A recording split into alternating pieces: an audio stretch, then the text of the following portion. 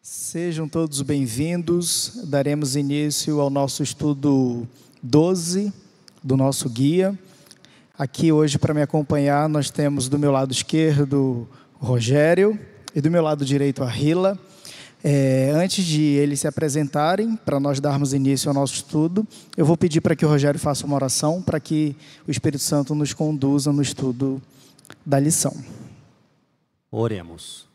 Pai querido, Pai amado, maravilhoso Jesus, Espírito Santo, nosso guia, nosso consolador, o Senhor esteja conosco aqui nestes momentos de estudo e também com as pessoas que estarão assistindo este estudo em algum momento, que o Senhor possa abençoá-los também. Fica conosco, nos conduz, isso pedimos no nome de Jesus. Amém. Amém. Vamos lá, Rogério. Se apresenta um pouquinho aqui para a gente, só para que a gente possa te conhecer melhor. Sou o professor Rogério, atuo aqui na escola, eu ia falar escola porque eu trabalho numa escola, mas atuo aqui na igreja, né? Sou um dos professores aqui e hoje estarei aqui dividindo o espaço, os momentos aqui com os nossos colegas. Muito bem. E aqui do meu lado direito a Rila. Olá, me chamo Rila, também dirijo uma classe da Escola Sabatina e é um prazer poder estar aqui participando desse momento especial para a gente discutir, né, para a gente entender um pouco melhor sobre a lição 12 da Escola Sabatina. E o meu nome é Jonisson, eu e a Rila nós fazemos parte da mesma classe, a gente também ajuda aqui no grupo de louvor da igreja e é um prazer estar nesse momento aqui, podendo recapitular, né, a lição, a honra da glória, a cruz e a ressurreição. Então, vamos lá. O Evangelho de João, a ressurreição de Jesus é o clímax de todo o Evangelho. E nós temos alguns episódios bastante interessantes nesse guia de estudo que nós estaremos debatendo nesse momento. Tá? Dentre eles, eu gostaria que o Rogério já começasse compartilhando aqui conosco sobre um episódio bastante interessante, onde Pilatos ele conversa com Jesus em um determinado momento. Eu queria que você compartilhasse conosco sobre o que eles conversaram, Rogério. Pois bem, aqui nós estamos chegando no clímax do Evangelho, não é? Os primeiros capítulos, os capítulos que vão ali do 1 ao 10º, que dá mais ou menos 3 anos e meio de ministério de Jesus, fala da vida de Cristo, os seus milagres, a convivência com as pessoas, os seus ensinamentos. E a partir ali do capítulo 11 até o capítulo 20, nós temos o clímax, né? O momento que chega a crucificação de Jesus. E esse período, né, diferente do período inicial, dos 10 capítulos iniciais, que foram 3 anos e meio, ele dura entre 1 ou 2 semanas. É um período curto de tempo. E aqui nós temos um diálogo bem interessante que aconteceu entre Jesus e o governador nomeado para a Judéia, Pôncio Pilatos. Então o livro de João, capítulo 18, ele traz para nós essa conversa. E o que foi que eles trataram, o que foi conversado entre eles. Então Jesus explica para Pilatos qual seria o seu reinado, que Jesus não era um rei no sentido de um rei entronizado como os reis deste mundo, mas que o reino de Jesus era um reino eterno, um reino espiritual, e não um rei que seria coroado para ter um trono terreno. E eles também conversam sobre a verdade. O que seria a verdade? E Jesus ele explica que a verdade não é um conceito, a verdade não é uma ideia simplesmente, mas que a verdade é o próprio Cristo. Jesus é a verdade. Tanto que na palavra de Deus está escrito que Jesus ele é o caminho, a verdade e a vida. Então Jesus, mesmo nesse momento difícil, porque ele já estava cativo ali, estava já em posse do Estado romano, era um prisioneiro do Estado romano, já tinha passado ali por vários momentos de humilhação, né, e etc. Mas Jesus ainda era Jesus, né, o grande professor, ainda teve toda a sabedoria para, de forma bem didática, explicar tudo isso para uma pessoa que não era uma pessoa comum, era o governador. Muito bem. E é interessante que Pilatos ele era um agente político, digamos assim, né? E Pilatos, então, dentro desse contexto e dessa narrativa, Pilatos ele tenta persuadir o povo à libertação de Jesus, e eu gostaria que a Rila pudesse compartilhar conosco como Pilatos, dentro desse contexto onde Jesus, um prisioneiro também político, podemos dizer assim, né? Pilatos, então, tenta persuadir o povo para que Jesus fosse liberto. É interessante que ele tenta criar uma manobra, que na cabeça dele foi uma manobra esperta, né, de fazer com que Jesus ele fosse liberto. No diálogo que o Rogério acabou de mencionar, que ele teve com Jesus, ele pergunta para Jesus o que é a verdade, mas ele nem dá oportunidade para Jesus responder. Ele vai tentar resolver a situação de acordo com a inteligência dele. E ele pensa naquela oferta que ele faz todos os anos na Páscoa, né? Eu tenho aqui para vocês um prisioneiro que eu liberto. E aí ele já solta, ele já deixa, né, para Jesus. Ele apresenta Jesus e fala, no versículo 39 do capítulo 18, ele diz assim: quereis, pois, que eu vos solte o rei dos judeus? Então ele diz, né, o que ele faria, que era o que ele fazia todos os anos, e já indica alguém para libertar, que é Jesus. Só que ele não esperava pela resposta dos judeus. Então ele sabia que existia uma inveja por parte dos líderes judeus, ele não entendia a dimensão de tudo isso. E nesse contexto em que ele apresenta Jesus, ele ouve a resposta dos judeus, que era uma resposta negativa àquilo que ele tinha apresentado. Eles queriam Barrabás e gritavam que era para soltar Barrabás. Ele tentou mais uma manobra, que foi pegar Jesus, mandar açoitar, aí os soldados teceram uma coroa de espinhos, colocaram na cabeça e uma veste púrpura por cima dele. E apresenta Jesus machucado, né? Apresenta Jesus ali, ó, desgastado fisicamente, né? Todo machucado, tentando talvez satisfazer ali a vontade deles. Mas ainda assim não é essa a resposta que ele recebe, né? O povo grita, crucifica-o, e aí ele fica assustado. E os líderes sabiam que porque ele reivindicava ser o Filho de Deus. Para o povo judeu, ser o Filho de Deus significava ser alguém igual a Deus, com a mesma natureza de Deus, e isso trazia esse sentimento por parte dos líderes judeus. Então, quando eles pedem que Jesus seja crucificado e falam que eles não têm rei, então eles estão trazendo de volta, colocando Pilatos contra a parede, porque Pilatos, pela sua lealdade com o César, não poderia negar o pedido, porque senão ele está dizendo, quer dizer que você acha que existe outro rei além de César? Então, ele recebeu uma investida e ficou acuado. Muito bem. Sabe o que é interessante? Eu gostaria de perguntar para vocês dois agora, para que vocês pudessem compartilhar conosco. O interessante dessa narrativa é que Pilatos ele era um governador pagão, né? Mas a gente percebe que Pilatos ele tinha o interesse de libertar Jesus. Em contrapartida, os líderes espirituais, que deveriam tê-lo reconhecido, desejavam que ele fosse crucificado. Que lição nós podemos tirar dessa narrativa? É interessante aqui que o nosso guia de estudos aqui, ele coloca, né, ele traz um comentário bem interessante. Os líderes disseram que não tinham rei, senão César. O ódio deles por Jesus superava as aspirações nacionais do povo. Eles sacrificariam as reivindicações de autonomia nacional só para se livrarem de quem? De Jesus. Então, um homem que veio de uma terra estrangeira, que era o símbolo maior do conquistador, ele tentando livrar Jesus da morte, tentando salvar Jesus, e os próprios líderes querendo condená-lo. E eu acho que a grande lição aqui é que nós todos também temos que refletir em cima disso, porque nós também somos seres humanos falhos, seres humanos pecadores. Todos nós aqui temos as nossas fraquezas e nós, se não fizermos por esse meio, mas de uma forma diferente, também podemos estar contra Jesus. Também podemos, de alguma maneira, nos posicionarmos contra Jesus. Então, nós temos que ter todo o cuidado para que no nosso dia a dia, no exemplo das coisas que a gente faz, aquilo que a gente diz para as pessoas, Se a gente estuda a palavra de Deus, se a gente conhece a palavra de Deus, procurar viver conforme os ensinamentos de Cristo, para que a gente também, com as palavras, afirmarmos que somos seguidores de Jesus, mas nas nossas atitudes nós também estarmos, de uma certa forma, traindo a Cristo. Então temos que tomar cuidado, né?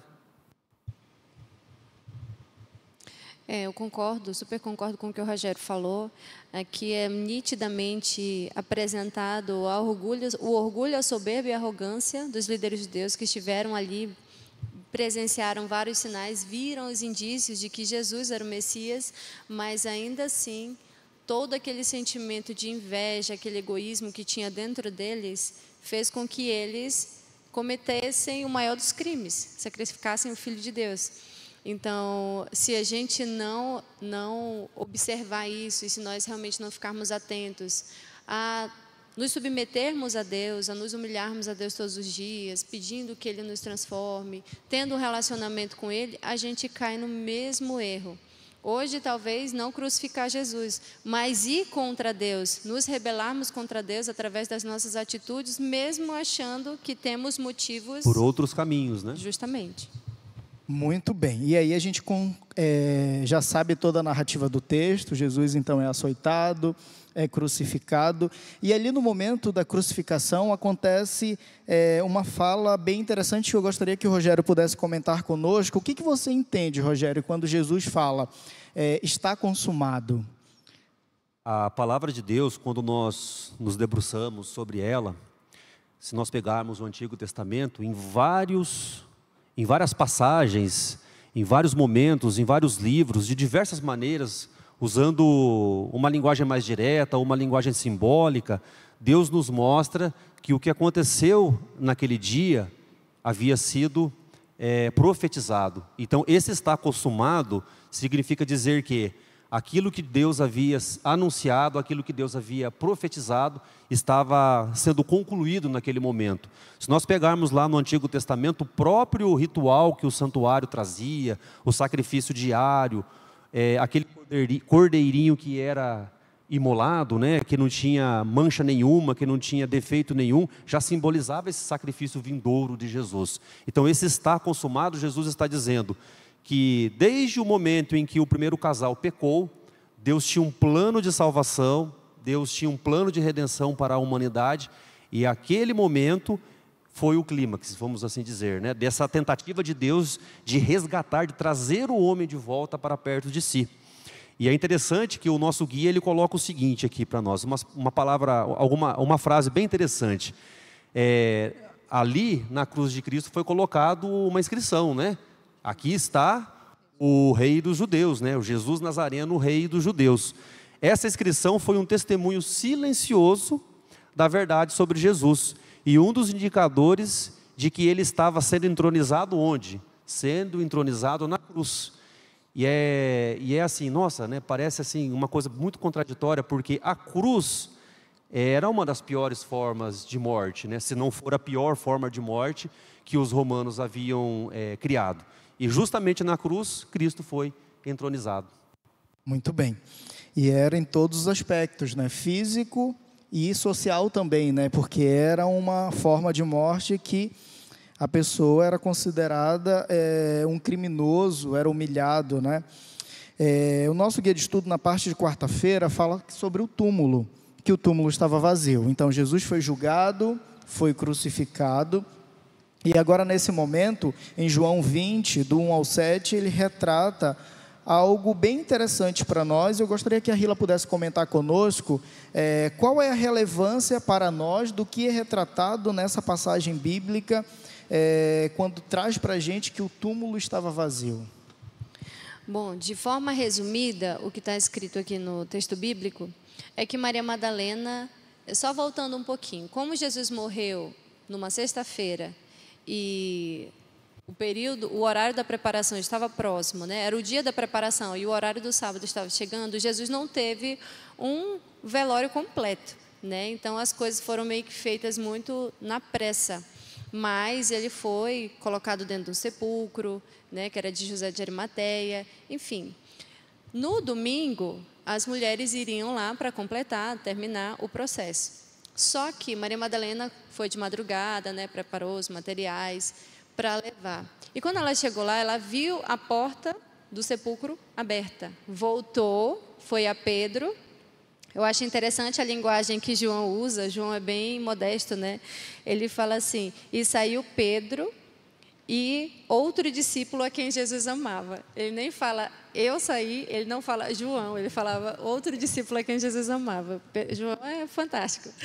E Maria vai lá com eles, eles vão lá e confirmam que o túmulo estava vazio. João correu na frente, baixou e viu que os lençóis estavam lá, né? Inclusive o lençol que estava com o rosto dele estava organizado num canto. E Pedro entrou e viu que só estavam as faixas. Tinham lençóis no chão, mas o corpo não estava lá. Por que é interessante esse fato? Porque existiram, né, ao longo do tempo, algumas teorias com relação à ressurreição de Cristo, né? A de que o corpo de Cristo foi roubado, né?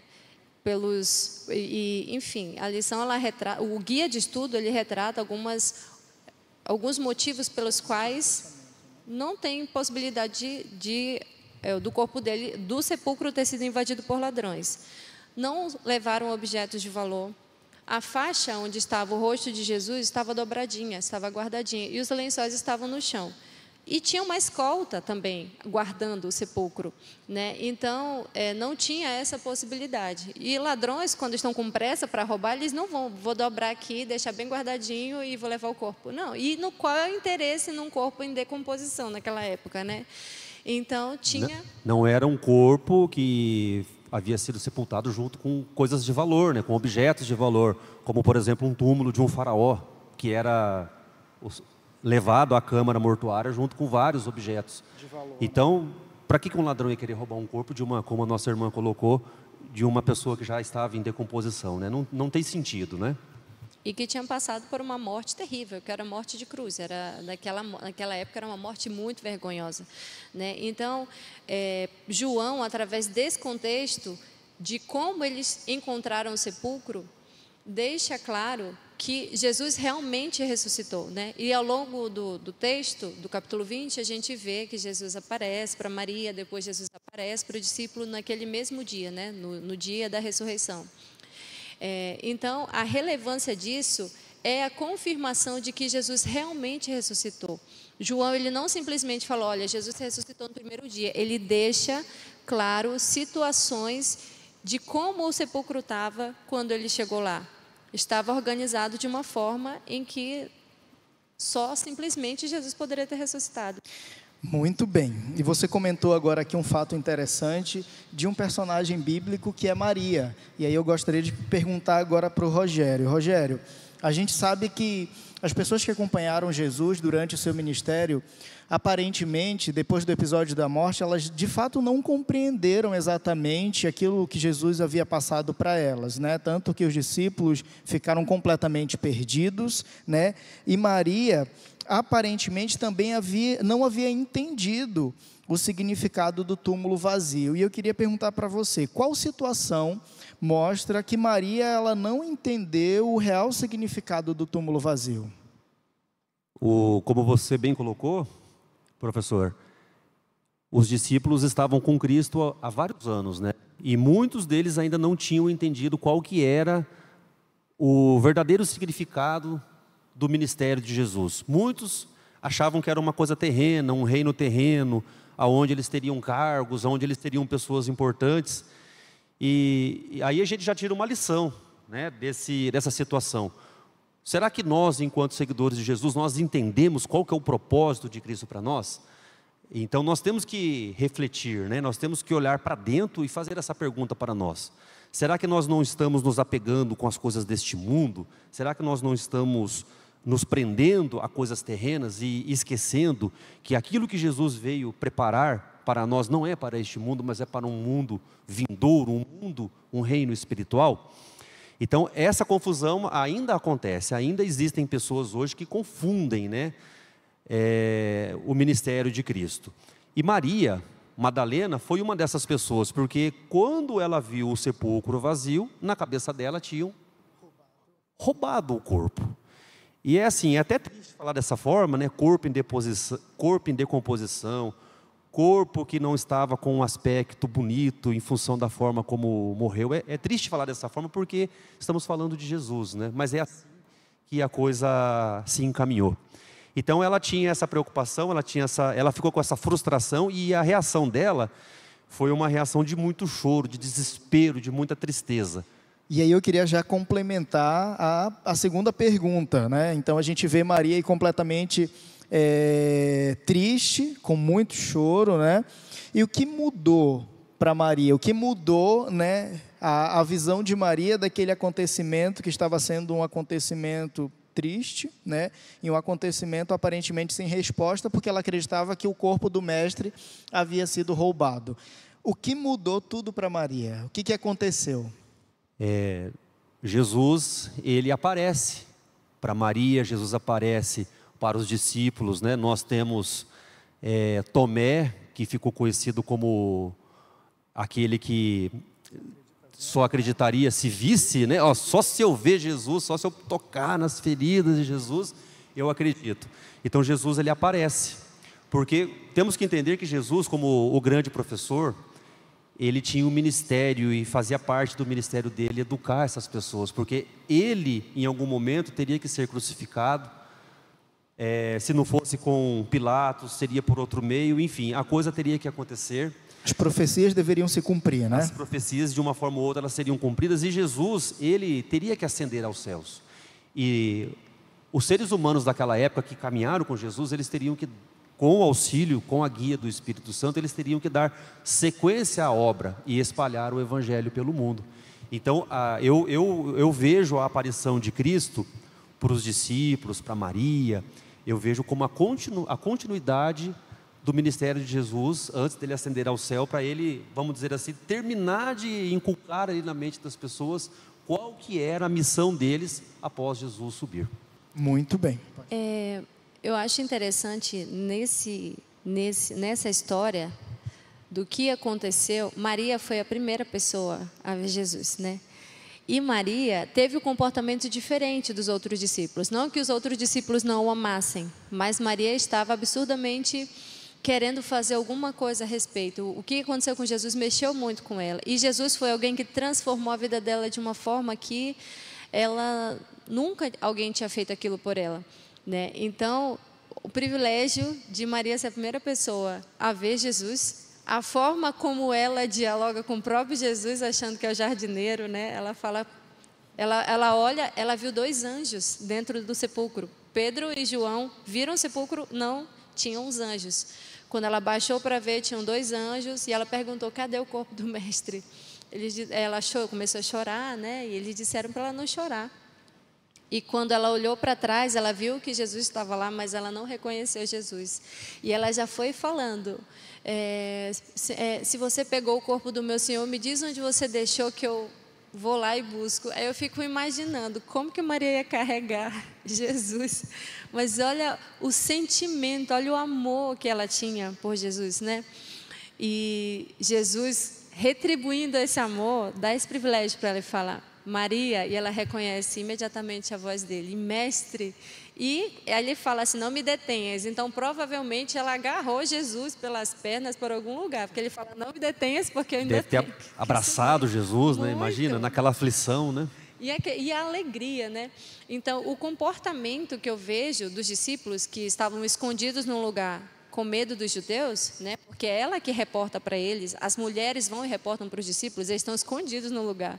Então, ela não teve medo de demonstrar que ela realmente seguia Jesus e que eles estavam escondidos. Então, não colocando em xeque ou em pauta o amor deles por Jesus ou não, mas em vida, enquanto Jesus estava aqui, Maria fez várias demonstrações, né, que a gente vê descritas aqui, de amor por Jesus e de gratidão por Jesus ter perdoado ela e transformado ela. Então é uma lição muito importante. Hoje nós temos a oportunidade de fazer aqui, né? A gente tem esse desejo, essa vontade de encontrar Jesus, de abraçar, de demonstrar gratidão. Hoje nós podemos fazer isso com nossos irmãos, né? Imaginando, vendo Jesus nos nossos irmãos, de abraçar, de tratar com amor, com carinho e devolver, né? O próprio Jesus fala: o que vocês fizeram desses pequeninos estão fazendo a mim. Então, a nossa oportunidade hoje de fazer essa demonstração de gratidão e amor por Jesus pelos nossos irmãos, eu acho que é uma lição importante que Maria dá para a gente. Muito bem. E aí eu queria fazer uma pergunta aqui para que vocês pudessem nos auxiliar aqui. De que forma valeria a fé cristã se Cristo não tivesse ressuscitado? Então a gente percebe aí toda a narrativa, né, que nós comentamos de uma maneira bastante resumida, desde o julgamento de Jesus, a crucificação, a ressurreição. E agora, dentro desse contexto, de que valeria a fé cristã se Jesus não tivesse ressuscitado? Como nós mencionamos aqui, desde o início, desde o momento em que o pecado entra no mundo, existiu já um plano de salvação, né? Deus já tinha um plano de salvação preparado para nós, caso a humanidade caísse. Então, se Jesus não tivesse sido crucificado, tudo teria sido em vão, porque é a morte de Jesus na cruz, é a crucificação de Jesus. É ali que Ele paga o preço pelos nossos pecados. Todas as nossas transgressões, todos os nossos pecados, todos os nossos erros foram colocados, vamos dizer assim, foram colocados sobre os ombros de Jesus. Jesus ali suportou todo o peso do pecado, dos homens que viveram antes, dos homens que eram contemporâneos de Jesus e de todos aqueles que viriam a nascer no futuro. Então, a morte de Jesus na cruz, ela representa esse peso, o peso do pecado de toda a humanidade depositado sobre Jesus, e a oportunidade que Jesus deu a cada um de nós, de unicamente por crer nele, não pelas obras, não por mérito meu, mas simplesmente por crer nele, crer em Jesus, ter a oportunidade da salvação. E sem esse sacrifício, seria impossível. Muito bem. Agora, já caminhando aqui para o nosso momento final, eu gostaria de saber se vocês têm alguma consideração, né? Vou pedir para que a Rila possa fazer as considerações finais dela, né? Um panorama geral de tudo que nós estudamos aqui. Pode deixar uma mensagem, uma consideração final, por favor. Ok. Pensando nessa frase, que para mim é uma frase heróica, está consumado, porque finalmente a própria lição fala como se ele tivesse cravado a bandeira, né, de vitória. Quando Jesus lá na cruz, ele finalmente fala a frase: está consumado, eu consegui, eu fiz acontecer, e agora a humanidade já tem a salvação garantida. Então essa frase, ela tem um significado gigantesco para mim e para toda a humanidade, para aqueles que aceitam o sacrifício que Jesus fez ali na cruz do Calvário. Então a minha mensagem é que a gente faça valer a pena esse sacrifício. A parte mais difícil Ele já fez.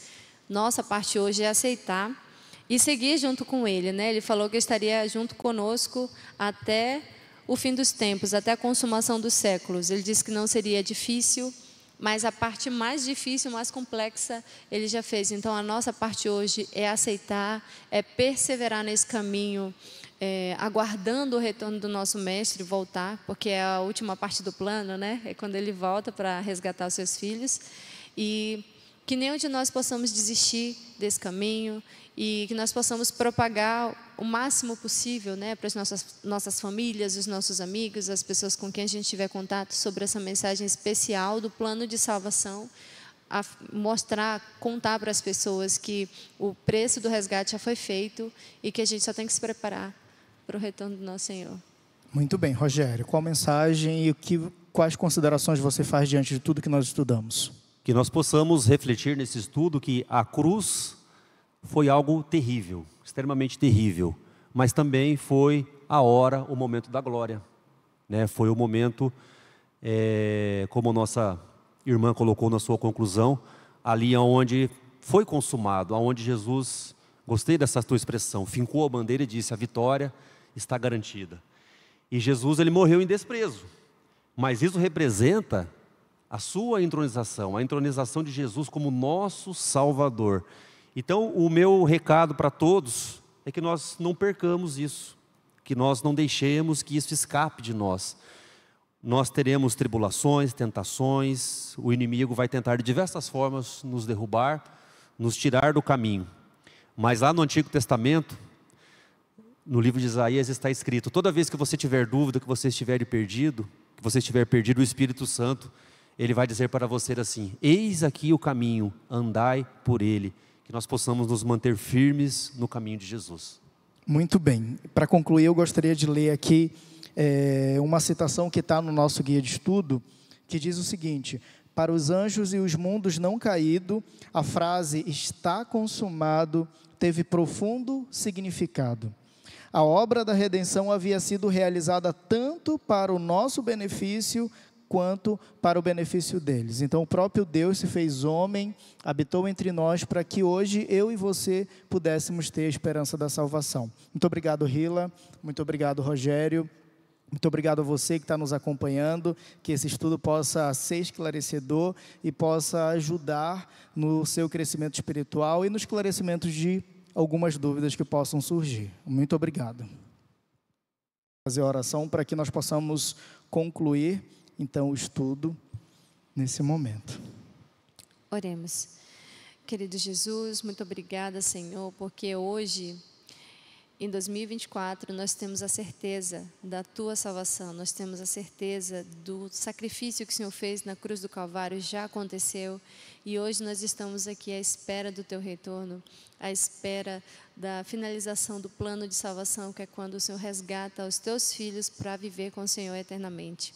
Queremos Te pedir perdão pelos nossos pecados, que o Senhor tenha misericórdia de nós, que nos ajude, que Teu Santo Espírito nos ajude a seguirmos em novidade de vida todos os dias, que nós nunca possamos nos afastar dos Teus caminhos.